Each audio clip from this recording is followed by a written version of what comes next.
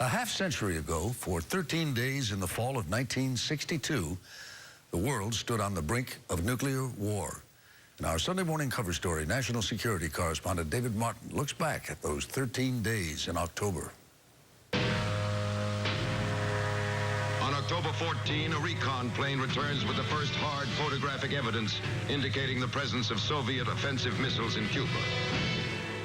The picture that launched the Cuban Missile Crisis, taken by a U-2 spy plane flying at 60,000 feet on October 14, 1962. Shown to President Kennedy 2 days later by CIA officers. There's a medium-range ballistic missile launch site and 2 new military encampments. That briefing and other critical meetings during the 13-day crisis were secretly recorded and preserved for history. When the president saw that U-2 photo, he had the same question you and I would have.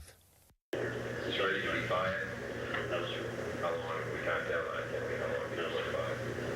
Faced with the prospect of nuclear-tipped missiles that could strike targets up and down the east coast of the U.S., many of the president's top military and civilian advisors wanted to launch airstrikes on the missile sites and follow up with an invasion of Cuba. We are going to move all the available forces that we have to be in a position to carry out this invasion as quickly as we possibly can. So, we may have the war by the next 24 hours. All I want to say is... The president even prepared a speech announcing the attack.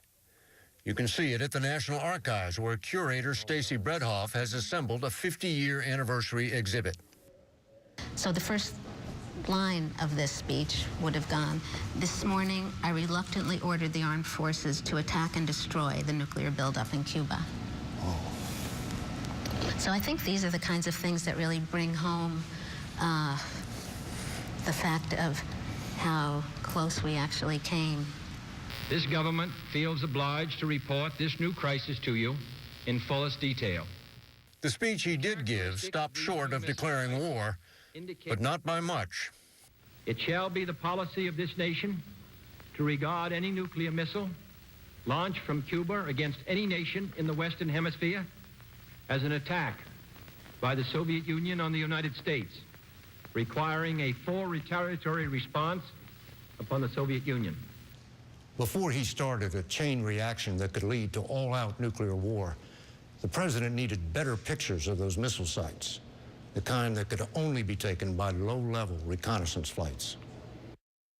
So on October 23rd, 6 Navy jets, one of them piloted by Lieutenant Gerald Coffey, took off from Key West, Florida, on an operation codenamed Blue Moon. Flew across the Straits of Florida about 50 feet, actually, and when you pull up, the exhaust from the jet would make a big rooster tail in the water. You're that low. Soviet officials from Nikita Khrushchev on down were denying there were any missile sites in Cuba. But Coffey could look down from his cockpit and see them with the naked eye. Was it clear to you at that moment that these really were missile sites? Absolutely. Absolutely. Did you feel like it was a gotcha moment? Yeah, we did, because we knew that Khrushchev had been denying all that time that there were any Soviet missiles in Cuba, and it was very gratifying to say, the hell they're not. You know, we just flew over them. The Blue Moon pictures Coffey's squadron took that day were shown to the president 24 hours later.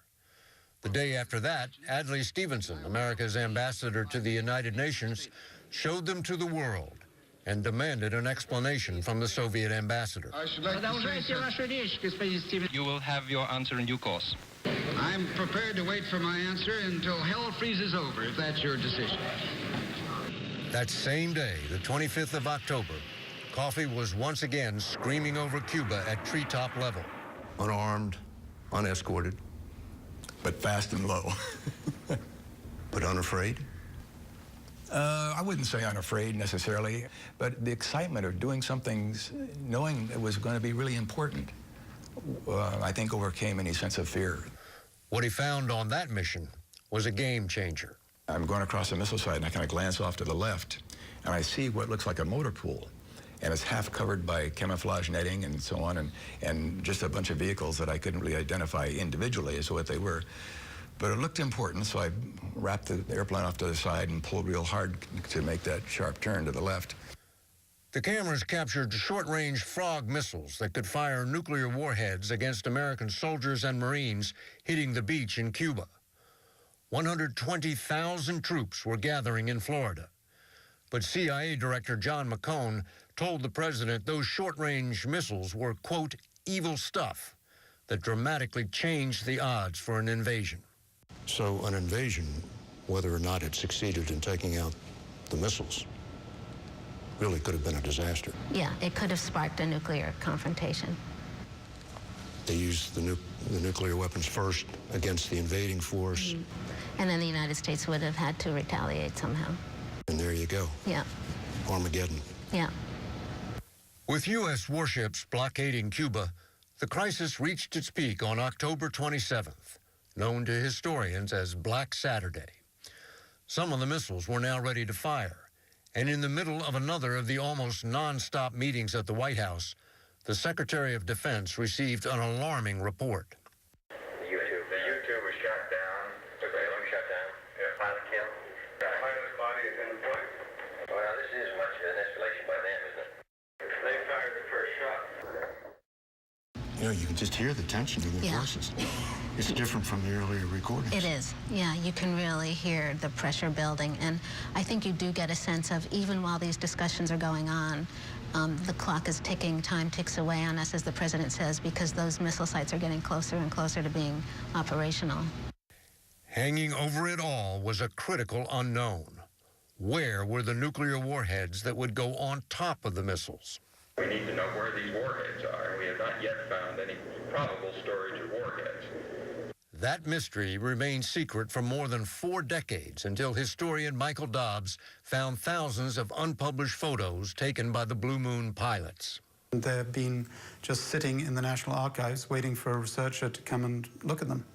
And there it was, in black and white. Well, the most important photographs that I found were probably of what proved to be the main nuclear storage bunker for nuclear warheads on the island of Cuba at a place called Bejucal, which is a few miles south of Havana. How powerful were these warheads? Approximately 60 times the power of the bomb dropped on Hiroshima. So one warhead basically would have taken out Washington. Exactly. The photos showed the vans the Soviets used to transport the warheads to their firing positions.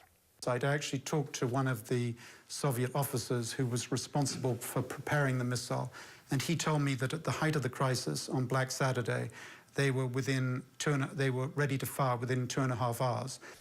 But the very next day, Khrushchev announced he would withdraw the missiles in return for a promise the U.S. would never invade Cuba. His words to his military are on display at the archives. Remove them as quickly as possible before something terrible happens. In the days after the crisis, President Kennedy visited the Blue Moon Squadron, personally congratulating each of the pilots. 4 years later, Coffee was shot down over North Vietnam, spending 7 years as a POW. He's 78 now, but you can still see the young Navy lieutenant who took what historian Dobbs calls the photographs that prevented World War III. The guys that flew these missions are all a bunch of 20-somethings and 30-somethings. Right. The boys of October. The boys of October, yeah, you could say that.